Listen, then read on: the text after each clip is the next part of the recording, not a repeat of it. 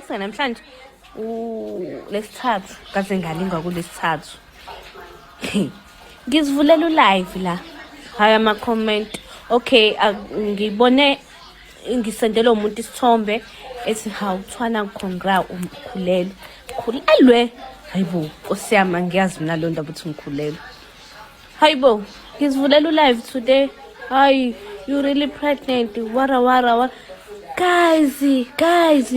Hayi mina ngeke lo uthanda indaba zami ngicela ukumnika imali aphume endabeni zami. Aphume ngoba manje angithandi uzozaphume kakhulu. Cela ukumnika imali aphume endabeni zami.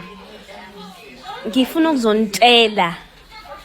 Ngizonitshela angikhulelwe, anginalutho Nkosi yami. Angifuni ekugcineni la mase ingasekho ingane kuthiwa ngasikhipha isisu owara ngayibulala ingane. Anginangane, angikhulelwe esifeni sami, anginalutho. Nalo uhambe edumisa into engekho ku Facebook, cela aphume endabeni zami. Akaphume nje aphele endabeni zami. Ngenze njani menginomkhaba? Yini engizoyenza menginomkhaba Nkosi yami? Ngenze njani?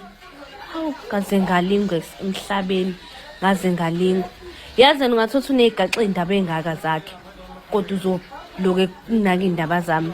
Anginalutho, angikhulelwe, angimithi.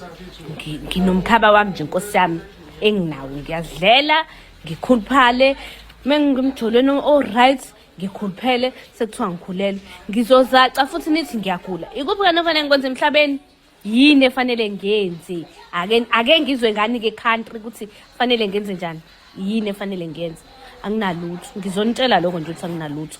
Mase ningitshelela lo obhizi nendaba zami, cela aphume endabeni zami. Ezela kumina ngizomnika imali aphume endabeni zami. Ake ningisize ningiphendulele ukuthi imalini ukususa umuntu endabeni zakhe. Imalini? Awu Jesu. Oh Thixo. Ngizongashuthi mina manje. Ngaphela manje ngizothi ngiyaphosta, kuthiwa ngikhulelwe. Ngithi ngenzani? Kuthiwa nginje.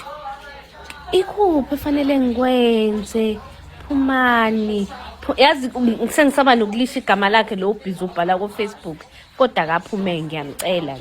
Abo ngisamcela kwamanje ukuthi akaphume endabeni zami. Please, thank you.